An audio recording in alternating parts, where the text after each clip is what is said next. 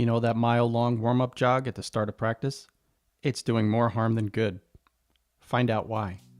Also, learn the purpose of the kneelet in a pitcher's delivery, and how Aroldis Chapman can throw even faster, believe it or not. All this and more in Season 4, Episode 12 of The Fix.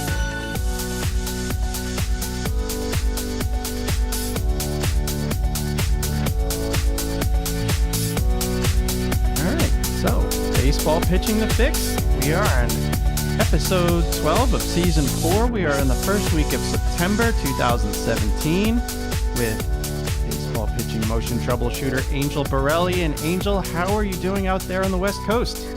We're doing great. How are you doing? I'm doing pretty good. It's not quite as hot as it's been out on your end. Over here, it's actually cooled off a little bit. It's almost like autumn is coming, and I'm not ready for autumn right now. Yeah, no, it's been 115 degrees here in the northern Bay Area, which is unheard of, but that's what's going on. They even had to cancel baseball practices. It was that hot. Wow. Yeah. I say I'm not ready for the fall, but I know that there are a lot of coaches right now getting ready for fall ball, and we have had such a great response from the last 2 episodes of our Fall Ball Reboot that we've decided to do a third. And so we've gotten a lot of responses from the coaches from the first 2 episodes. And from what I understand, Angel, you've gotten some questions via email that you want to address today. Yes, well, just as we did in the last podcast, we had to do some cleanup work on the running thing. Well, we after the second little thing I did on running, where we got questions, a bunch of other questions came in, and they were all the same question, and it really showed me how important this topic is. So here's the question I got about running, and this probably I got 3 emails in a row, probably within 24 hours of the episode being published. But and they all asked this. They were all from fathers, and here was the context of the question: if my son is being forced to run endurance by his coach, can he on his own go ahead and do the kind of running that a pitcher should do to help, improve his power and, develop him correctly? And so that told me, number one, that, people are really listening to this, and it is, of course I'm delivering fact, but also to the fear that sometimes you get when you do know that your son is not maybe doing the things he should be doing because maybe the program isn't up to date. So first of all, I of course answered all of them, but if 3 people wrote, I know it must have been in the heads of other people. So here's the deal. So first of all, coaches that don't know about this, don't hate them for it. Coaches don't always have an avenue to being updated on science. That's why if you have coaches that send them this podcast link, because this is I'm bridging the knowledge from science to baseball. So your coach is just behind in the times. Okay, that's the first thing. Secondly, always feel free to, if there's some way of doing it, your coach can contact me or whatever if he is interested in some updated information, even without having to listen to the podcast. So that's just a general thing. I'm always willing to educate coaches, but be careful not to step on them in a way where they feel like, because they obviously think they're doing the best thing. But in answer to the basic question, unfortunately, and they've done tons of research on this too, if you're training for endurance, which is what endurance runs are about, running a mile or so, if you're training for that and then you also try to train to have some power fibers, it doesn't work. The body is more it's inclined to develop itself on an endurance level more than it is on a power level, since most of the things we do in life, we're walking around with a normal heart rate, output, etc. So there really isn't anything you can do to offset it. But what I want you to know is that in addition, even if your son is doing enough training with baseball on the field that for him to have to go and in his head think, oh, I can run power on the other days and run 40s, etc., it's taking away from his recovery time. People watching the baseball player might think that, oh, well, they can fit other things in, but really and truly, they've got a pretty hefty schedule. So even if he 4 days a week ran power when he's running endurance 4 days a week with his with his team, it's going to offset it. It won't offset it. So let him do what he has to do, and that's the bottom line. There's nothing else you can do about it. Oh my goodness. That's a surprising answer. I would have thought like Yeah. you could just do your own sprinting and whatever on your own days. So that's a difficult quandary, and that's all the more reason why we need to educate more of the coaches and get them listening to this podcast. That's why we do this, is so that we can educate the coaches. Yeah, yeah. And again, it never is the intent to go to coaches and say, hey, you don't know what you're doing. It is a shock to me that more haven't caught on, because even at all the conferences that I attend, there's always someone who stands up and says, oh, guess what? We've just figured out pitchers should probably not be running distance. And I laugh because, I've known this for a long time, but it does take baseball a while, and it depends on who's saying it. Baseball sometimes has very selective ears as to who they're listening to.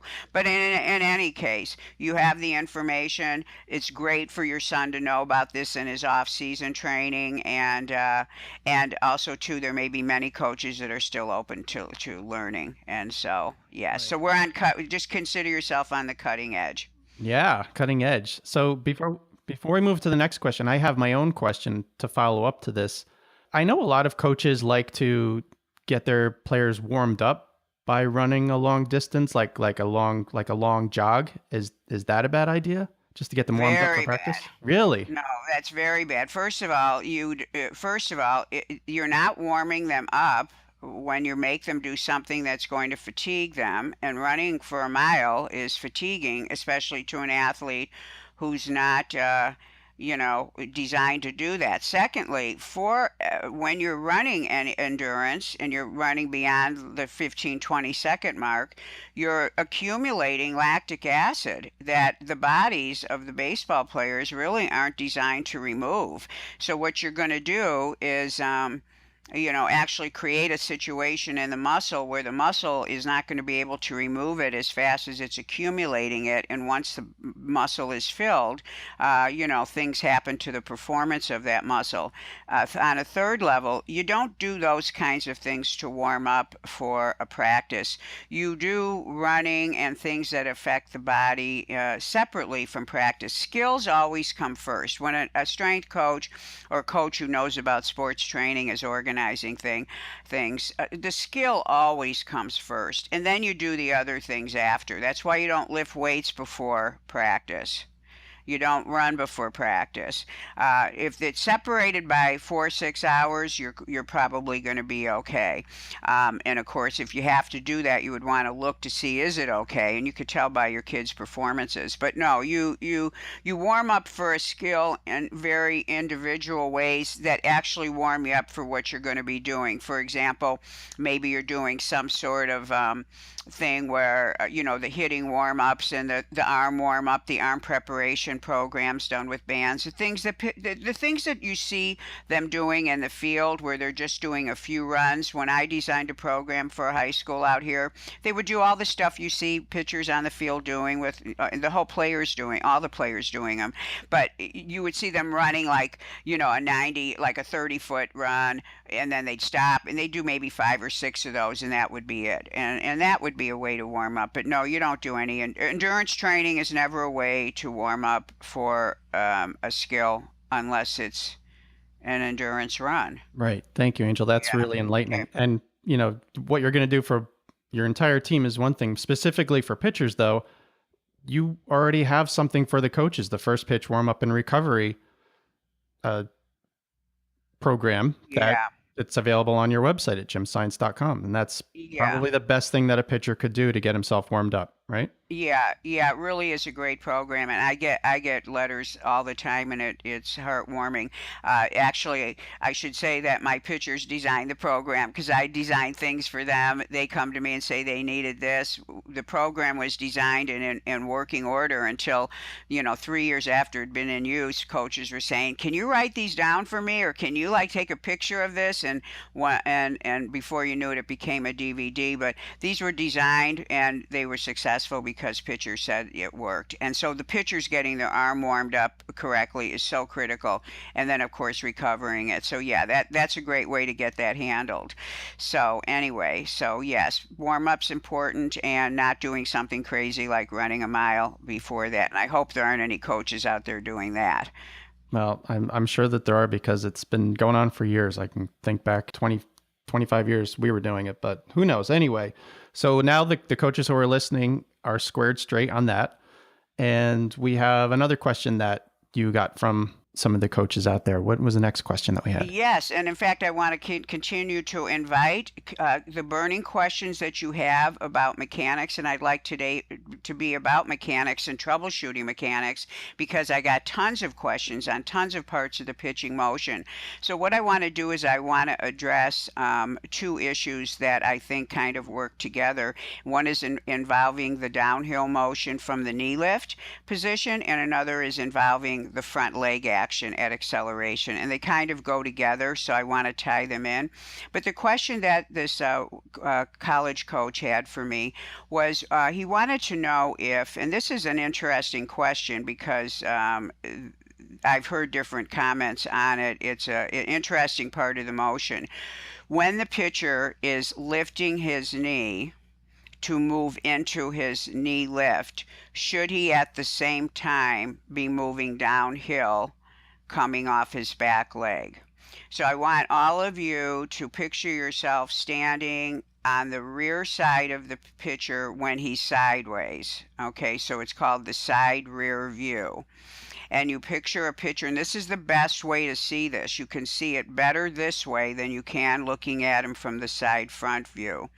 When the pitcher, so what he's saying is, as the pitcher lifts his knee up, and this doesn't matter if he's from the windup, but let's just picture it from the stretch. He takes his signs, he comes set, he lifts the knee. As he's lifting that knee to the highest point, prior to his reaching the highest point, should he be coming off the back leg, starting his descent downhill? And this is a very interesting question. And what I love about it is if you understand the concept of why you even lift the leg, the question will answer itself. So the purpose of the knee lift and loading and having all your weight on one leg is to actually load the rear hip.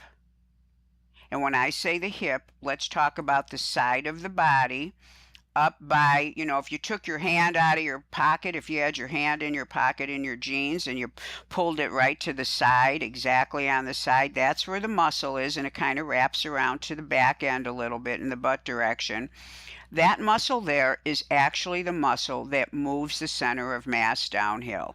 It's not the foot, it's not the knee. Everybody be clear about this. Okay, so that muscle has to contract to move the center of mass downhill.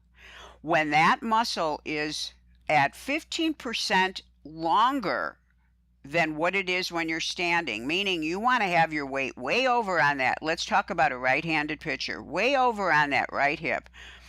The purpose of that knee lift is to take the weight from the left side of the body, shift all of it over to the right side. And the minute you go onto one leg, the body starts to shift its center of mass to the standing leg.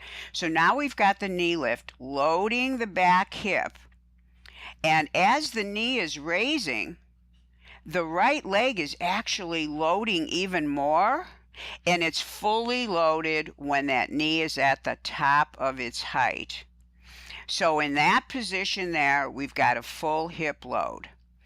If somebody in their little brain thinks, wait a minute, let's lift the knee only, and as we're lifting it, let's start our movement downhill, because I think we're gonna, and of course we've covered these errors before, we're gonna get faster down the hill, we're gonna do this down the hill, etc., etc. You are obviating the reason why you lift the front leg. So the front leg lift is to load the back hip. And coaches, think about this.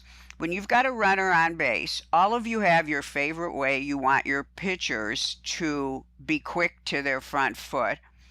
And many of the ways that you ask them to pitch is avoiding a front leg lift. Could be a slide step, it could be this or that, because you are in your head saying, I don't want him loading too much weight in the opposite direction because we got a runner on base. We're trying to keep him on base. So intuitively, you know that when the leg lifts, your body weight shifts in the other direction. Well, when you don't have anyone on base, your pitcher has all the control in the world to do that and take as long as he needs to do that. But the primary objective of the knee lift is to load the back hip, so that when all the weight is on the leg, the hip muscle actually becomes pre-stretched, so it gives the most solid contraction, so the pitcher can have a powerful yet controlled downhill descent. So in answer to your question, Coach, he would not start downhill before he completes the loading of the back hip.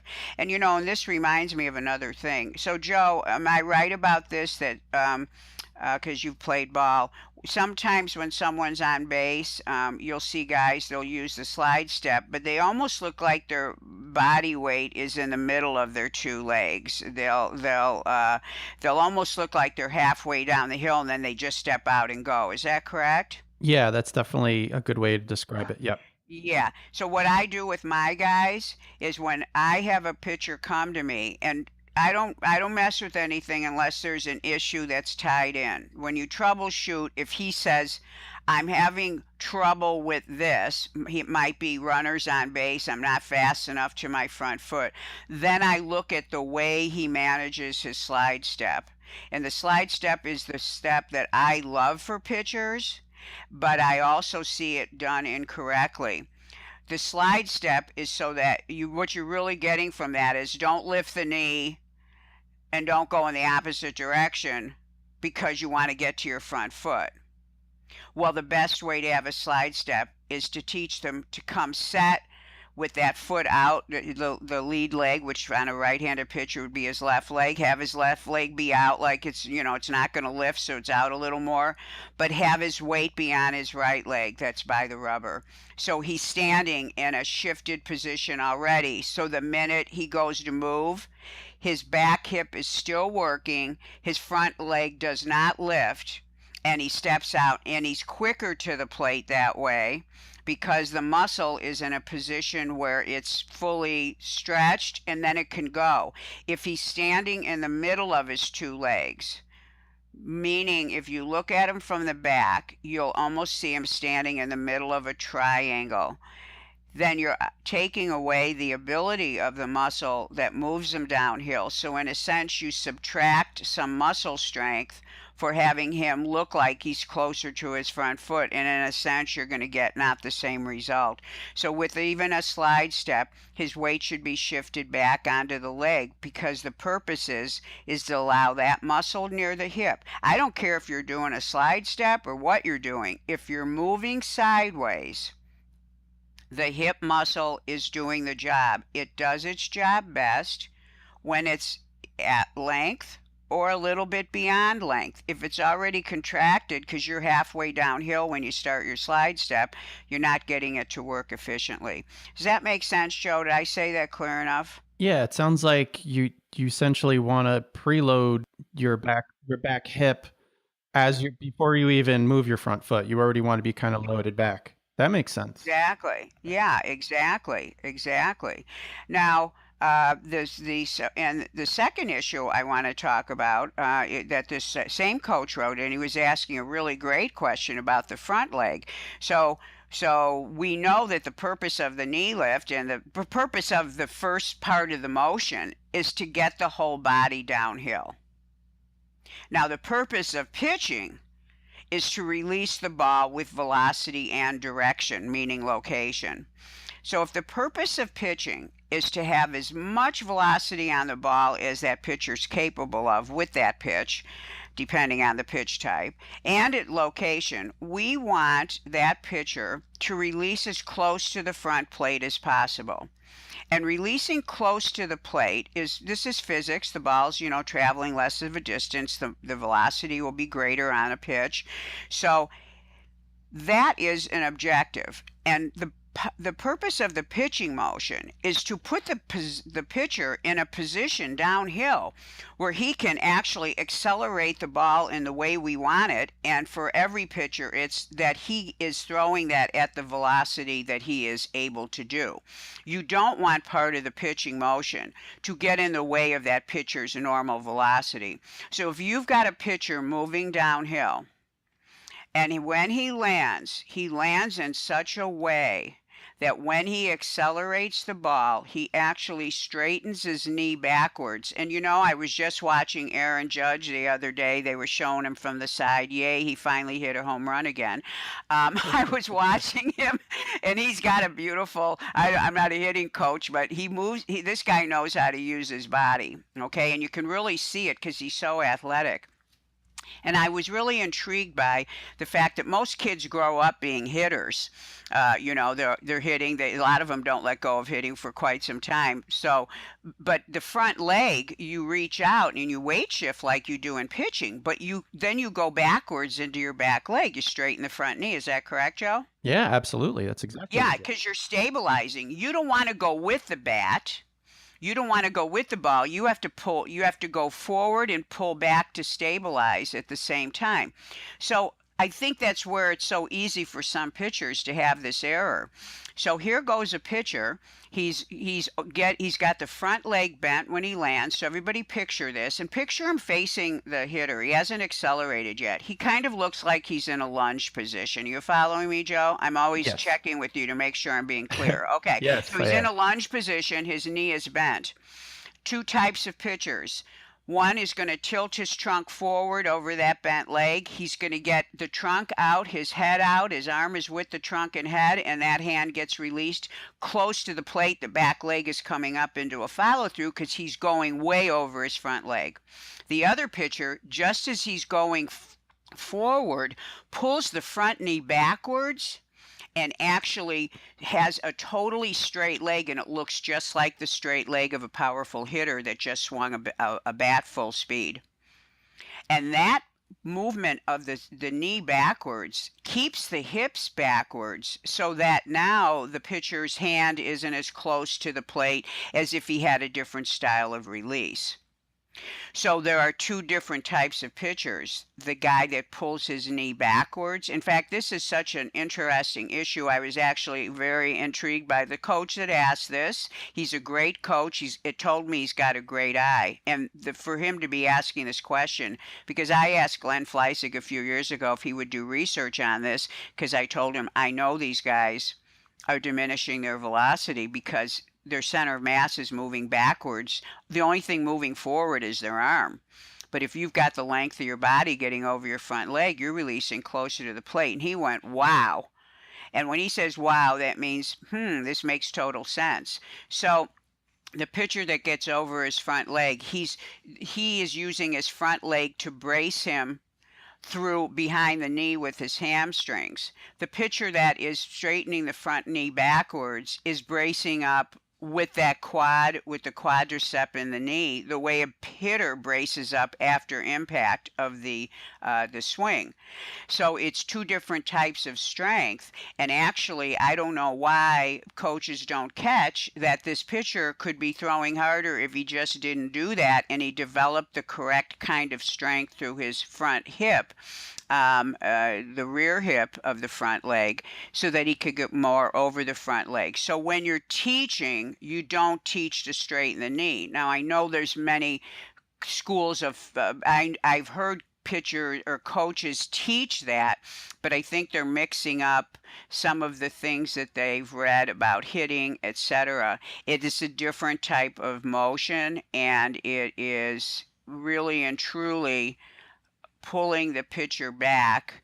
Now, Aroldis Chapman, who I think has great mechanics, pulls his knee backward.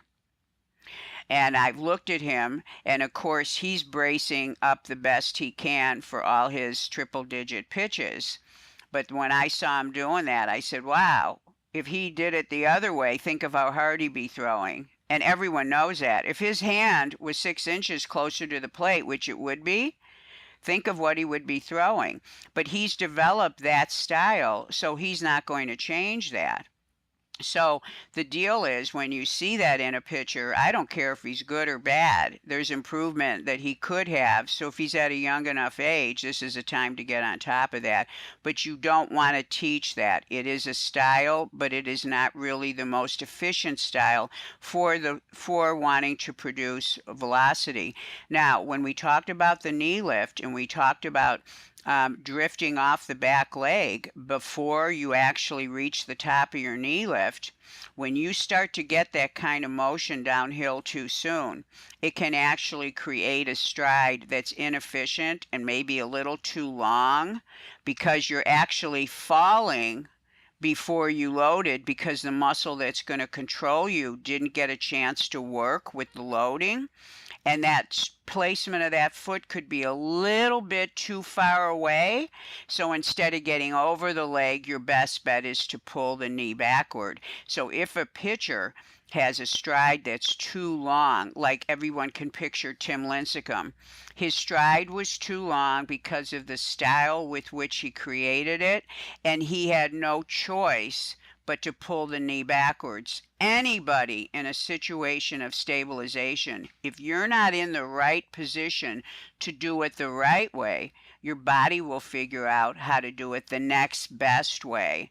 So yes, Lincecum would stabilize by pulling the knee backwards. So does Chapman. But they actually lost miles per hour because of it. Didn't mean they were a bad pitcher, but in terms of looking at efficiency. So if either one of them said, I need 4 more miles per hour, I'd say, well, let's get you closer to the plate with your hand, not your foot, and that therefore be able to go ahead of your foot when you release, not behind it. Does that make sense, Joe? Yeah, it makes a heck of a lot of sense. And we see a lot of that issue with the front knee locking up and pitchers not getting over their front leg. And the irony, I believe, is that so many pitchers are taught to stride further than they really need to, because a lot of people think that in order to get the hand closer to the plate, you need to stride further. And a lot of pitchers, I've seen it, I'm not going to call out anybody, but I've seen a lot of cases where pitchers are taught to just overstride, with the idea being that they get the hand closer to the plate. But the irony is that when they do that, when you overstride, very often what happens is you get that issue that you're talking about where the knee causes the whole body to come back. Yes, and in fact, getting the hand closer to the plate is language that I use. I've never really had anybody, I mean, I'm sure as I say it, every pitching coach is going, yeah, of course, we want you to release closer to the plate. But really the language that's used in baseball is to stride as close to the plate as possible. Get your stride as long as possible. That is a philosophy. But when I started studying, and actually, all the things that were said, I just put in a little list saying, oh, okay, this is what they say, this must be true.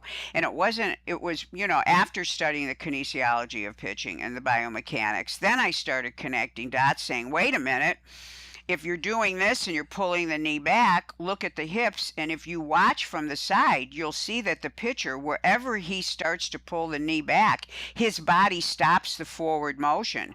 With a pitcher that's going over his front leg, his trunk and head and arm are still going forward. But his butt is stabilizing him in a different way. His lead leg hip muscle, the extensors, are in a specific type of contraction, and behind the knee is contracting a specific way. So the shoulders are actually out in front of the foot.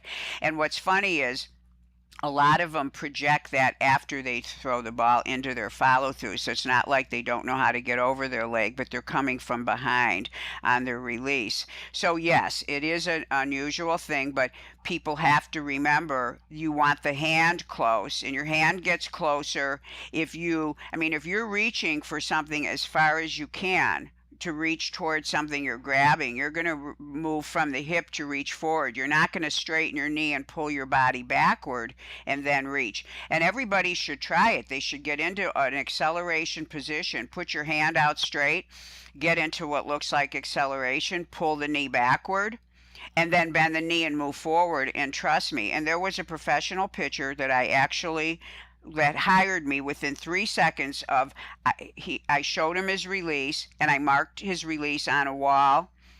I marked it where his hand was. I was in a gym actually demonstrating. So then I had him do a different style of being over the front leg, and I marked that on the wall. And that mark they were about 13 inches apart. And Wow. I'm serious. He picked up the phone and hired me because he said, this is like insane. He did not know that this was, because it made so much sense. Then, of course, the deal is teaching the pitcher to be strong enough. This is a strength issue. And remember, pitchers repeat a pattern that works. That works for Chapman, and he's doing great. But if he wanted to throw 108 or 110, he'd have to release closer to the plate. There's nothing left for him to do because the variables of velocity are either you're rotating faster, your shoulders going faster, your elbows going faster, or the simplest one, don't do anything different with your body. Do something different with your leg. And your hand is out there further. I mean, which thing would you pick if you were throwing 103 miles an hour and wanted to throw harder? If I was throwing 103, I wouldn't be worried about throwing harder.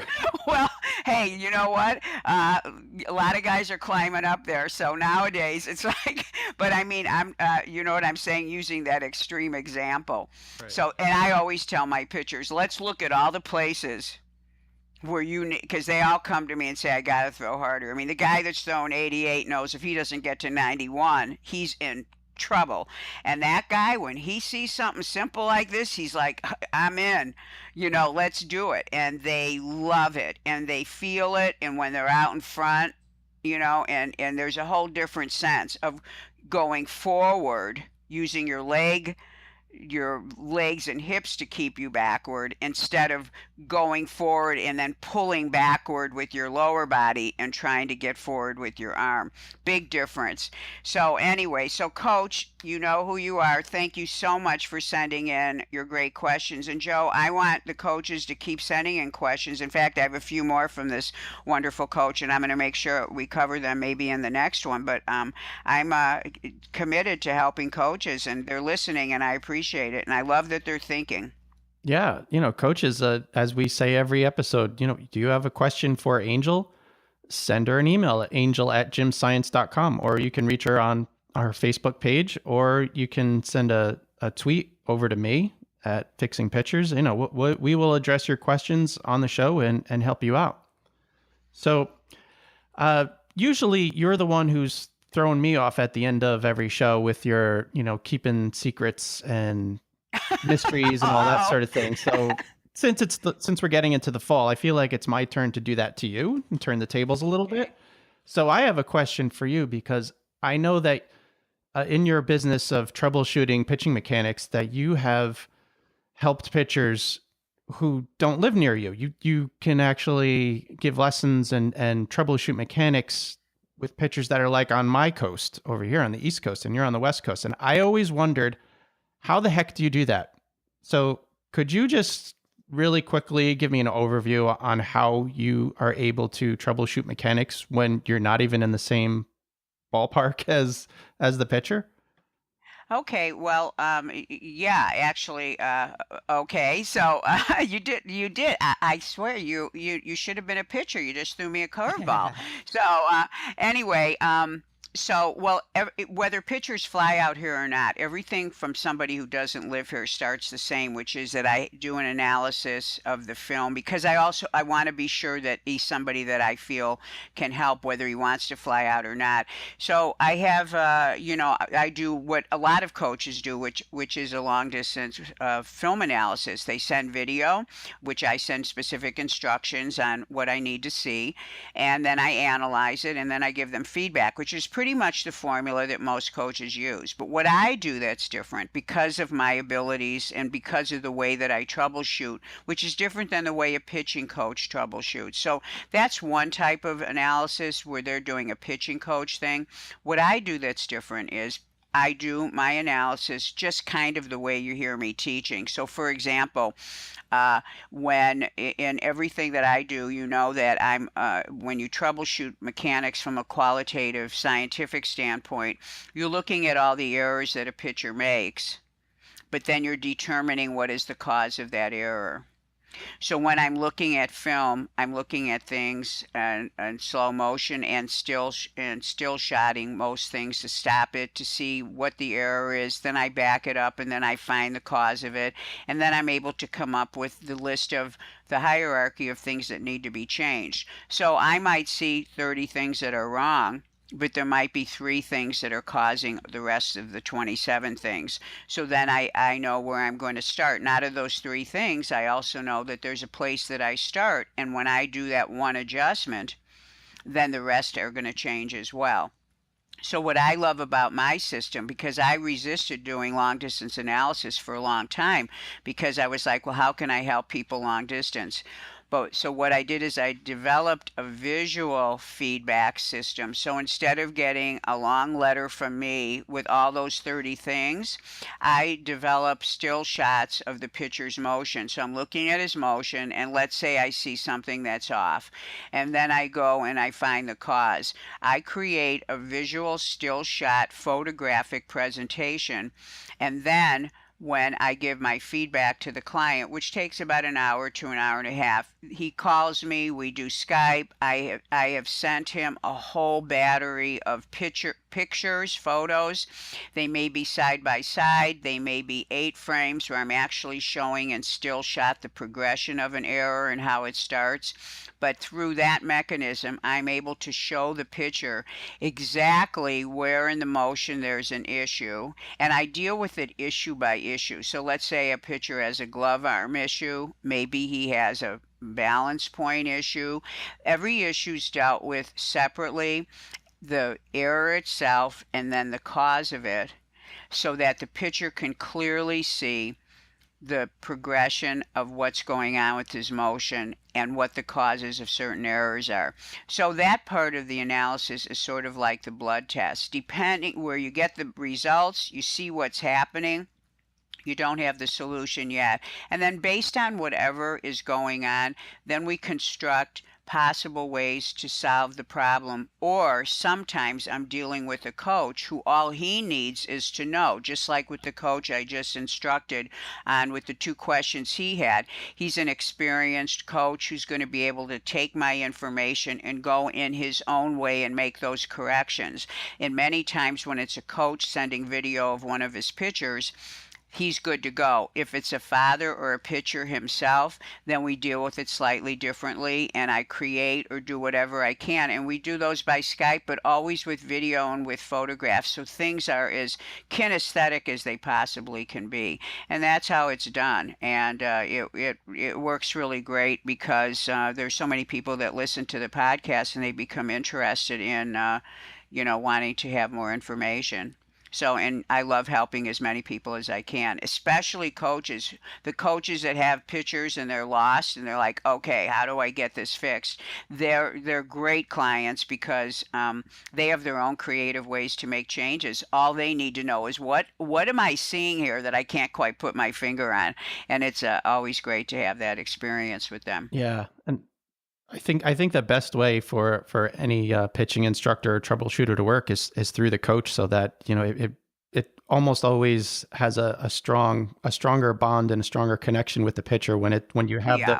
the coach or the pitching coach involved as well. Yeah, and teams can't, I mean, the day and I hope there's going to be a day where every team has somebody on their staff that does what I do. But for right now, it's the baseball guys. And so for baseball coaches to become better at looking at film, to really, as I've always said, you've got great eyes. You kind of know, just like these two questions that came.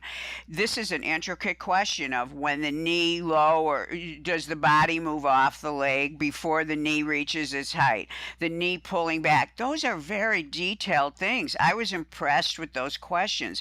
This is how good some pitching coaches are and some coaches. You've got great eyes, but you can't always put it all together because it's not your thing. You were off learning baseball while I was sitting in a classroom. So, yeah, I think that, I love helping coaches, and any coach out there that thinks I can be of some help, that'd be fantastic. But, yeah, the day and age of getting more information into the coach's head, I think is the way we can save our pitchers.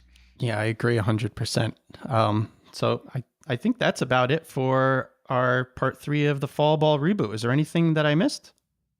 No, I think we're good. All right. Well, that was a fact-filled show with a lot of, I mean, it's probably shorter than most of our episodes, but man, I feel like I learned a heck of a lot in that little short time. Yeah, I think it's great. And thank you so much for the questions, and keep them coming. Yeah, Angel, thank you so much for providing all this information for the coaches and for me. I really appreciate it.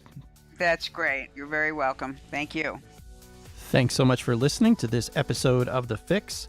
Please pass along to another pitcher, coach, or parent. Please subscribe to the podcast. If you have no idea what a podcast is, go to the App Store on your smartphone and search for Baseball Pitching The Fix, and you can download our app.